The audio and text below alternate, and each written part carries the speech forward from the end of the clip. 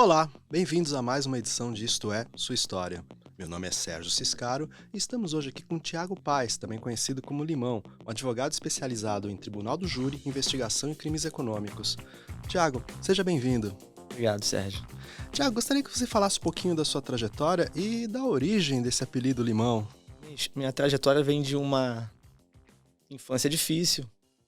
Primeiramente, nós tínhamos uma condição financeira muito bacana, bem que proporcionava uma boa qualidade de vida, aí até que meus pais se divorciaram e eu segui com a minha mãe. Nessa oportunidade, ela conheceu um feirante, eu comecei a trabalhar com venda de frutas e tal, depois foquei somente na parte do limão, fiquei 10 anos trabalhando com venda de limão e daí surgiu esse apelido Limão.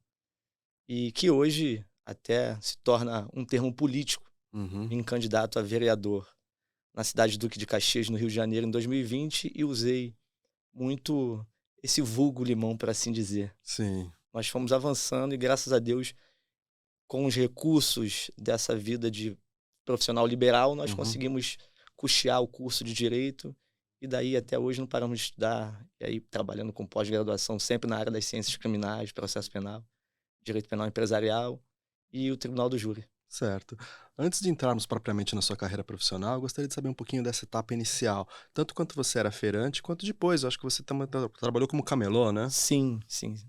O limão foi praticamente na infância ali, né, Uhum, dos 9 aos 15 e depois eventualmente em parcerias com feira. certo. Mas até os 15 eu foquei muito no limão e depois eu fui trabalhar como vendedor de móveis, cama, mesa e banho, artigos para o lar em geral. Sim. Trabalhei como ambulante nesse segmento. Uhum.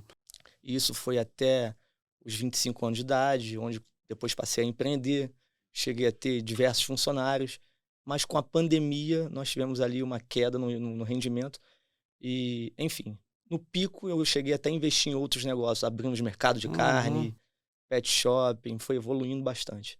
Mas com a pandemia eu parei com todos esses investimentos e a partir de então foquei somente na advocacia criminal. Certo. Quer dizer, desde cedo você já exibiu uma veia bem empreendedora, né? Sim, sim, sempre me imantava trabalhar de maneira autônoma. Inclusive hoje como advogado liberal, profissional liberal também, né, não Sim. vinculado a nenhum escritório. Imagino que essa etapa da sua trajetória lhe deu uma experiência muito grande em termos de tratar com pessoas ou de situações complexas. Sim, eu tinha uma certa dificuldade de tratar com as pessoas, com a Hum, audiência, com o meu sim? público. Inclusive eu tinha uma deficiência no meu vocabulário, Uhum, era pesado de língua, vamos dizer assim, né, não era gago, mas eu tinha um problema, não sei se é fonoaudiológico que podemos dizer, uhum, né, eu trocava o R pelo L, sim.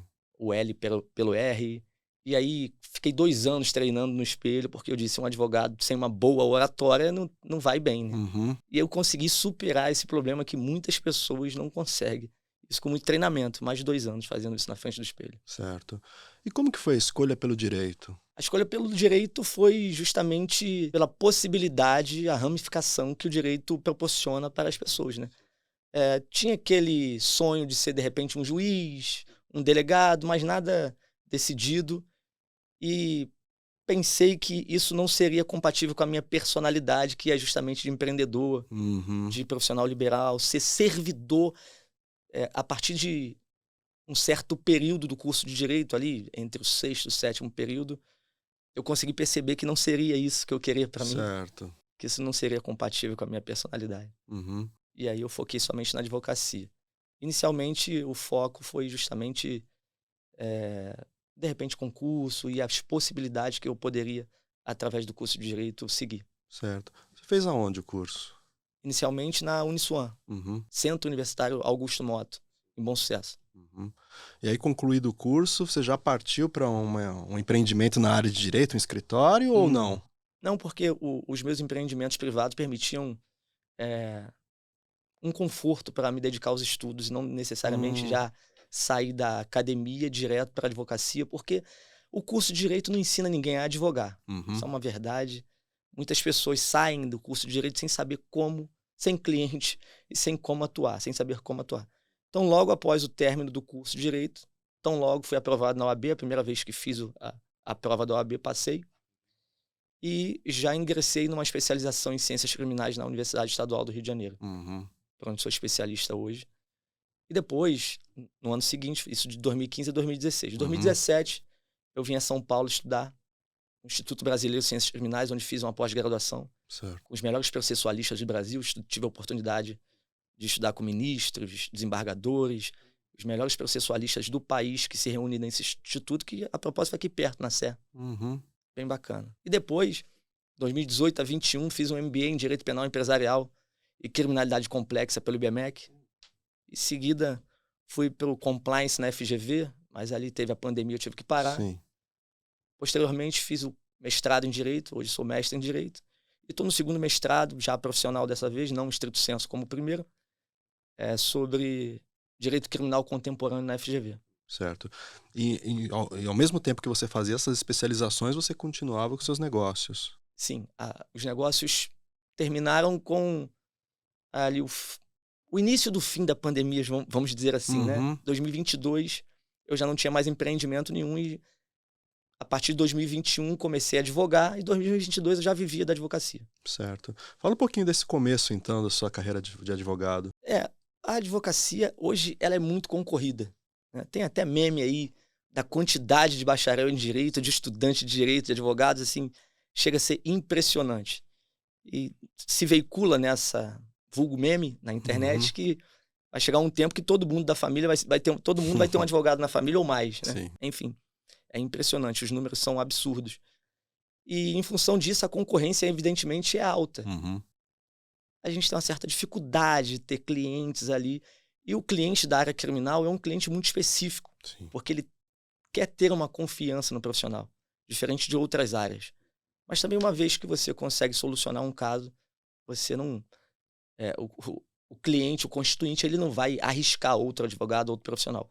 Então, com o tempo, a carreira vai se estabelecendo. Mas foi de 2021 para cá, com muita dificuldade, que eu comecei a conseguir sobreviver da advocacia. Certo. E hoje a gente tem um certo nome, uma certa referência no município de Duque de Caxias. Somos uma certa referência no município de Duque de Caxias, no Rio de Janeiro, porque os resultados, independente do currículo, contam muito.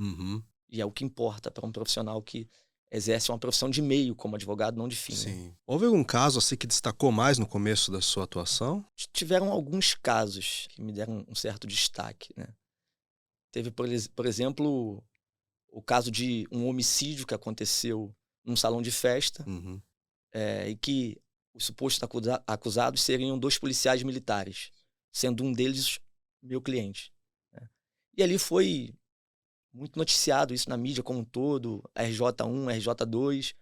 A vítima seria o churrasqueiro da festa, que estava no salão trabalhando ali, servindo churrasco para as pessoas, e teria se desentendido com a esposa e a agredido perante as pessoas ali em público. Notadamente, ele violou ali a integridade física, psicológica, combinando com a Lei Maria da Penha. E um dos policiais que ali estavam acabou, matando esse churrasqueiro. E esse policial foi à festa junto com o meu cliente. Ambos estavam juntos. E a gente conseguiu ali, mesmo com essa repercussão midiática, as imagens mostrando que eles mataram a vítima. Eles não, no caso, quem disparou foi o Correl. Não seria o meu cliente, certo. O meu seria o outro, mas que chegou junto com ele. E a mídia deu uma certa repercussão a isso, porque foi filmado toda a execução e mesmo assim nós conseguimos a absolvição. Então isso deu um destaque. Teve outros casos também, clientes como o Wellington Caveira, notadamente o termo já pode indicar a morte, né? Sim. E nós conseguimos a absolvição dele também. Dentre outros clientes conhecidos, inclusive em Duque de Caxias, como alguns vizinhos, né? Porque eu residi num bairro onde era divisa de uma comunidade que tinha tráfico de drogas e outra milícia, né, por exemplo. Então, atividade de milicianos ali. E eu tive clientes de todas as áreas no homicídio, tanto traficantes quanto milicianos, independente da facção. Não porque eu advogue para o tráfico. Não tenho muita dedicação a esse ramo tradicional, tráfico, roubo. Mas o júri, os homicídios, independente de qualquer vinculação que o Ministério Público pudesse dar às pessoas que seriam acusadas, eu advogava. Sejam policiais militares, ex-policiais, milicianos, traficantes. E os resultados proporcionaram ali um destaque na carreira. Sim, fazendo valer o direito de defesa que todos têm. Todos. É particularmente eu, quando defendo, não julgo. Uhum. O cidadão, o senso comum tende a criticar. Às vezes a gente não para analisar por que o médico não quer saber se quem chegou baleado ali é um traficante, é um juiz, é um advogado, Sim. é um professor. Ele tem que atender. E o cidadão, o senso comum, não faz esse juízo de valor. Salvou a vida do traficante. E critica o médico por isso. Não há um juízo de valor a respeito disso. Mas da advocacia criminal, sim. Às vezes ela é criminalizada. Como disse o ministro Barroso, um grande problema que se coloca a nível ético-social é a criminalização da advocacia, sobretudo de quem atua na área criminal. E como eu disse, eu particularmente, quando defendo, não julgo. Eu não enuncio um juízo de valor a respeito da conduta do meu cliente. Certo. Eu discuto tecnicamente se ele praticou ou se ele não praticou o fato. Se o fato é delituoso ou se o fato não é delituoso. E, se for o caso, discuto as razões pelas quais ele praticou o fato. A consequência da minha defesa extrapola o meu juízo crítico. Não é da minha responsabilidade. Mas, é claro, o meu proselitismo não é a favor da tese da violência. É a favor do homem que pode ou não ter sido o opressor de ontem e é certamente o oprimido de hoje. O réu é sempre o oprimido. De maneira que o elemento histórico imanente à vida do réu não entra no juízo de deliberação sobre defendê-lo ou não. Mas há um problema ético-profissional entre advogados e promotores que ultrapassam as barreiras do direito de imparcialidade que lhes são outorgados por seus respectivos códigos de ética. Todavia, a obrigação é um imperativo. Está escrito na Constituição Federal. Entre os direitos dos homens, e os direitos dos homens não são direitos dos homens virtuosos. Exato. São direitos de todos os homens enquanto suporte moral. Todos os homens têm o direito de defesa. Ou senão nós negamos a Constituição, que a propósito é o que garante uma série de prerrogativas para vós, jornalistas. Certo? Então é isso. Eu defendo sem o mínimo de peso na consciência. Certo. Quais são os principais talentos, as principais habilidades que um advogado criminalista tem que ter para ter sucesso na carreira? Primeiramente, leitura, né? Nós vivemos num país onde pessoas se autodenominam pastores e sequer leem a Bíblia. Advogados não lêem o código. Os criminalistas não leem o Código Penal e o Código Processual Penal. Então, o básico é ler a lei. Sim. E doutrina, jurisprudência. Está sempre se atualizando porque o direito é mutável. Né? O direito não consegue sequer acompanhar a evolução social. A advocacia criminal, especialmente, ela não acompanha a evolução criminosa, nem do criminoso, que está sempre se aperfeiçoando na sua prática delitiva. Então, é uma constante, é uma mudança rotineira. Então, se não houver atualização, o advogado realmente ele vai ficar defasado e, por mais que ele tenha construído um nome na carreira, a tendência é desmoronar. Sim. Inclusive, temos assistido nos últimos anos a um uso cada vez mais intenso de tecnologia pelos criminosos, não? Exatamente. Por exemplo, há 5 anos, ninguém poderia imaginar discutir quebra da cadeia de custódia da prova, provas digitais. Então, hoje, o conhecimento da prova digital é fundamental para uma absolvição, uma anulação de um processo. Porque o advogado, às vezes, não foca na inocência. Às vezes, focar na inocência é o básico. Nós, às vezes, focamos em nulidades, em anulação do processo, como foi o caso do presidente Lula. Ele não foi condenado. Sim. Ele não foi absolvido. Mas o advogado, um bom processualista que era e é, ele conseguiu anular o processo. Com muita combatividade, pertinácia, atuando na causa. Inclusive, o ministro Gilmar Mendes disse que, por diversas vezes, ele foi rechaçado no Supremo Tribunal Federal, porque a advocacia hoje também ela sobrecarrega o judiciário. Porque a quantidade de advogados que existem é surreal. Certo. Aliás, falando dessa quantidade cada vez maior de advogados na praça, como você vê o nível de formação desse pessoal? Quer dizer, existem muitos advogados que, como você disse agora há pouco, nem se importam em ler o código, mas acabam fazendo concorrência aos advogados como você que fazem o trabalho correto? Exatamente. O nível de formação é precário. Uhum, Brasil, sobretudo, mas eu acho que há uma intenção da OAB aqui, não é, sinalizando para a população ou para os ouvintes que nos ouvem, mas há um problema estrutural, uhum, porque o advogado ele paga altíssimos valores de anuidade, a ordem dos advogados, sim. né? Nossa anuidade não é barata. Se você coloca 1 milhão de advogados no Brasil, pagando quase um salário mínimo, ou mais do que um salário mínimo, se colocar pela média do jovem advogado com advogado que já é experiente, aquele que tem mais de 5 anos, você tem altos valores e acaba fomentando um mercado cada vez mais inchado. Uhum, Abre-se curso de direito a todo momento, sim. online, uma atividade que essencialmente é prática, como que você faz um curso online de direito. Então, não há uma coerência. Uhum, O Brasil, salvo engano, tem mais curso de direito do que 50% dos países do mundo. Somente o Brasil. sim. Então isso vai acabar resultando no resultado. Isso vai acabar influenciando no resultado, na qualidade técnica. Uhum, Isso faz parte do jogo. sem dúvida. Aliás, você também tem uma trajetória acadêmica, né, como professor de direito penal? Professor substituto, convidado, já tive a oportunidade de lecionar, fui convidado, inclusive por alguns professores que me deram aula, mas em função da minha empreitada política, da minha pretensão política Uhum, e da advocacia criminal, eu acho que ficaria muito dividido o meu tempo. uhum. E aí eu perderia qualidade em alguma área. E aí eu prefiro, nesse momento, não aceitar as propostas que me foram dadas. Certo. Fala um pouquinho das atividades atuais do seu escritório. Hoje nós focamos ali na advocacia criminal, Uhum, sobretudo no júri tá. e nos crimes econômicos. Crimes empresariais, crimes Uhum, ambientais, lavagem de dinheiro, qualquer outro crime econômico que possa envolver, por exemplo, corrupção, fraude à licitação, todos esses delitos, sobretudo no âmbito corporativo, né? sim.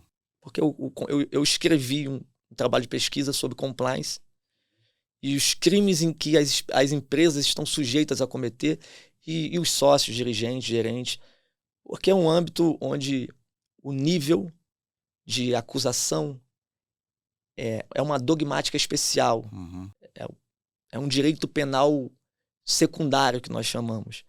A maneira de atribuição de responsabilidade penal para as pessoas jurídicas e, sobretudo, para os sócios, gestores, o Ministério Público normalmente usa de conceitos epistêmicos muito subjetivos, certo. fluidos. Não é como o direito penal clássico, como matar alguém. Uhum, O verbo está ali, matar, é proibido. É muito simples atribuir responsabilidade penal a quem viola esse dispositivo legal que está no artigo 121 do Código Penal. Diferente de um crime fiscal, diferente de lavagem de dinheiro, diferente de uma empresa que tem um gestor, mas que nessa empresa está tendo fraude à licitação, está corrompendo funcionários públicos. A atribuição de responsabilidade criminal dos sócios, dos gerentes, dos dirigentes, é por teoria do domínio do fato, cegueira deliberada. Ou seja, você sabia, mas se você não sabia, você se colocou num estado de ignorância propositalmente para que não conhecesse aquela atividade delitiva. sim. E por isso você é responsável igualmente como quem está praticando o delito. E tem a mesma responsabilidade criminal. Ou por omissão imprópria, que seria isso. A pessoa que está cometendo o crime e a outra que tem poder para impedir, ou que o Ministério Público diz que teria poder para impedir, não impede, não toma as providências para que o crime não aconteça, responde como se tivesse praticado o crime. Exemplificativamente, para quem está nos ouvindo, entenda. Se um salva-vidas que tem o dever de garantia, ele é um garante na condição que ele se coloca de salvar vidas ali enquanto exerce a atividade profissional. Vendo um desafeto se afogar e ele, por ser assim, deixa de prestar o devido socorro Uhum. e a pessoa morre, ele não responde por omissão de socorro ou por afogamento. Ele responde por homicídio, Sim. como se ele tivesse matado a pessoa. Isso é omissão imprópria. São esses conceitos que se usa para poder responsabilizar empresários e Uhum. tudo mais. Certo. O avanço da compliance, pelo menos no discurso de grandes empresas, tem mudado um pouco esse quadro? Sim, o compliance tem se mostrado muito efetivo, inclusive na prevenção de responsabilidade dos sócios, dirigentes dessas Uhum. pessoas. Focando na área criminal, no compliance criminal, há um tempo atrás, poucos anos atrás, ninguém poderia imaginar que se exigiria das pessoas que procedessem à atividade criminal preventiva, Uhum. que particulares desenvolvessem atividade criminal preventiva. Sim. E o compliance é isso. Né? É desenvolver mecanismos de controle, de investigação interna, de apuração, detecção, remediação de delitos que possam ter acontecido ou na iminência de acontecerem no âmbito corporativo.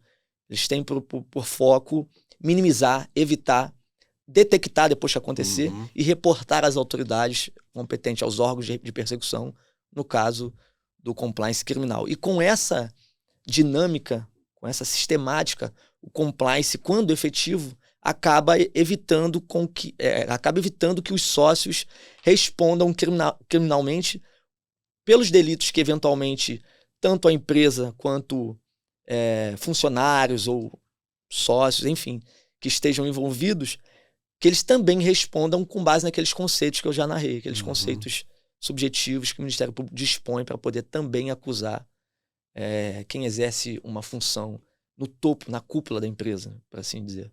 Certo. Fale um pouquinho agora da sua trajetória política, né? Você já chegou a se candidatar? Sim, em 2020 eu fui candidato pelo Partido da Mulher Brasileira, PMB, Uhum.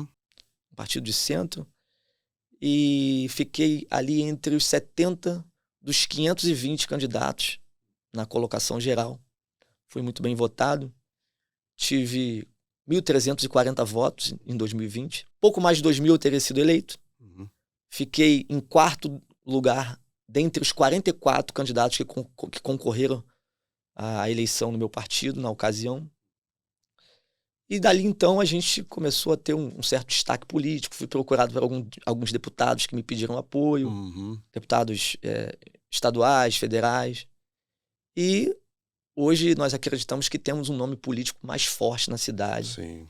até pelos resultados que nós temos e, inclusive, pela audiência nas redes sociais também, sobretudo no Instagram. Uhum. Isso tem contribuído. O destaque da oratória, dos resultados, que às vezes, nem focando no resultado, mas na consequência do julgamento, com a consequência de, por exemplo, desembargadores reconhecendo o destaque técnico e a oratória que nós conseguimos proporcionar durante uma sustentação oral numa tribuna, Sim.